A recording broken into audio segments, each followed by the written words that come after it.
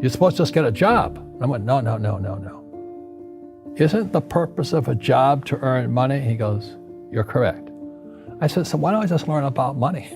I can skip the job part, And he got flustered and he said, if you want to learn about money, why don't you ask your best friend's father about money? And I said, why? That's Mike. So why ask him? He says, because Mike's father is an entrepreneur. And I said, what are you? He says, I'm an employee. I'm a government employee. I went, oh, what's the difference? He says, the difference is an entrepreneur must know about money, or they're no longer entrepreneurs. And he says an employee doesn't have to know anything about money, because the government will take care of them, the company will take care of them. So I'm all confused. But I took my dad's advice and I trundled over to Mike's father's office and knocked on his door and I said, hey, I'm here, 9 years old. Teach me about money. He says, beat it, kid, But that's where the story of Rich Dad, Poor Dad started. And finally, through persistence, my rich dad started teaching me about money on one condition. And that condition was he would never pay me.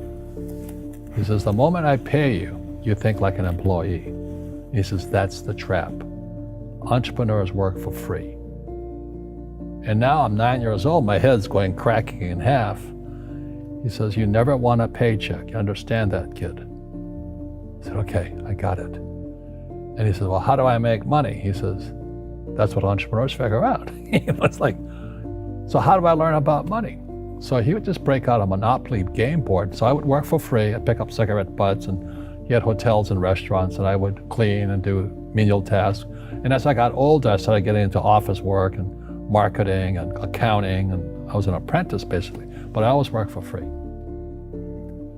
And he would teach me about money, but the way he taught me about money was playing Monopoly. And finally one day I got upset. I said, well, when are you going to teach me about money? He says, what do you think we're doing? We're playing Monopoly. He goes, no. What do you think we're doing? We're playing Monopoly. He says, what do you think we're doing? So I don't know. I'm teaching you about money.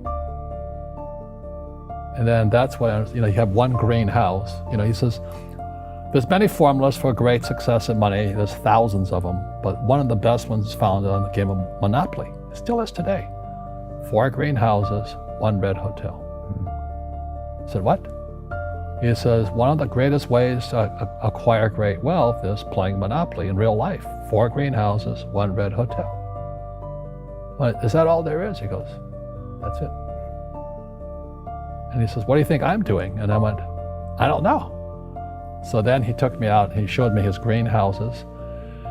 And 10 years later, when I was 19, I was now in school in New York, and I come back to Hawaii, and Rich Dad had bought the biggest piece of land smack dab in the middle of Waikiki Beach.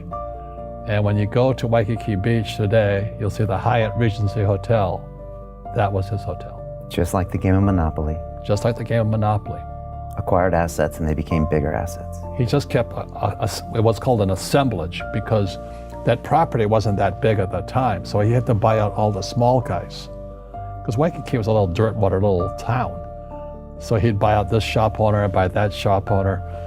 And it took him a while, but he finally assembled this large piece of property. And then he and Hyatt put up this giant hotel. And it just sold for $800 million. So that's how I learned about money.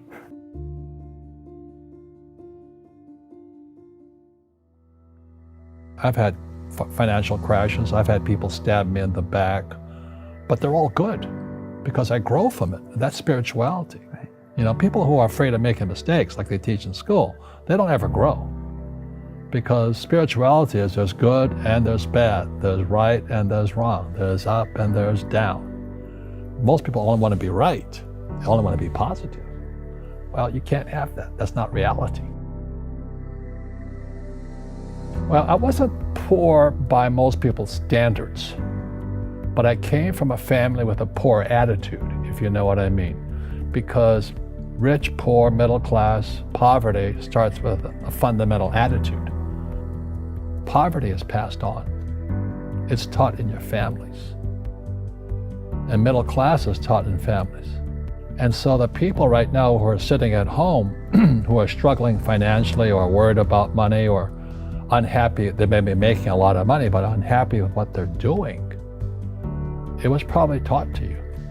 You know, your super ego was taught, get a job, work hard, or you'll never be rich, or the rich are evil, or whatever.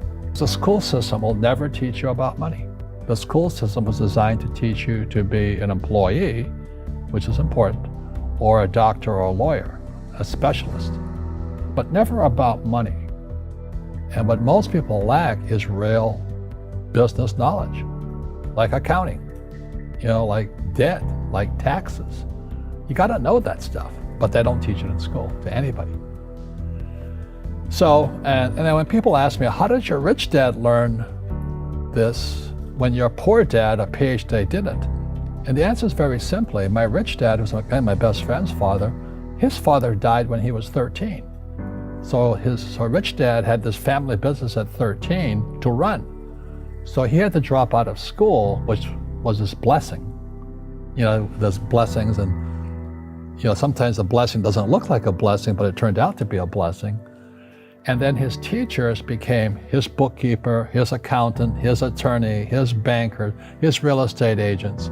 So he has what I call real teachers, not these fake teachers in school. You see, most teachers in school, they're out of ethics. They teach subjects they themselves don't practice. I asked the teacher, I said, I'm in my third year of calculus now. It was called strength of materials.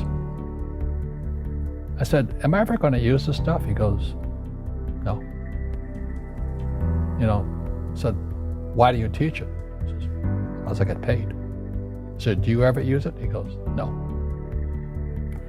And that's why, you have to, in life, one of the things I suggest to people, you got to find a real teacher versus a fake teacher. And a fake teacher is somebody who doesn't do what they teach. And a real teacher is doing what they teach every day. So my accountants, my attorneys, they're in it every single day. That's how I learn, because every day I'm solving problems in my business. So I have accountants and attorneys and bankers and all these people on speed dial because I'm solving problems with my team. I see you giving this knowledge out, and yeah. Do the rich people cringe and say, don't tell them that, Rob? Yes. Don't tell people what you know. Right. Keep them poor. But, unfortunately, the poor, as was in the Bible, I'm not real religious, the poor will always be amongst us because it starts up here. Right, it's that fear mentality. It's in their words, and the words become flesh. Again, I'm not really religious. I flunked out of Sunday school also. But when they say I can't afford it or I can't do that, they go down. They become what they say. My PhD daddy says, what do you think I am, made of money? I can't afford that. And my rich dad would say, that's why he's poor. Poor people say, I can't afford it, I can't do that, I don't have time. Because this is an escape. It's an escape, you know what I mean? It's easy to say, I can't afford it. And your rich dad used to say what instead of, I can't afford it? How can I afford it? How can I do that? What would it take, or why should I do that?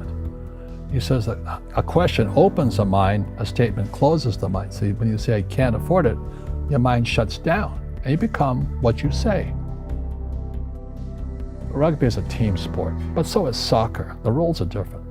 And other people are golfers. They play by themselves. And so everybody's different. So my game financially is business, number one. Second is real estate. So what I say to young people is, you find your game.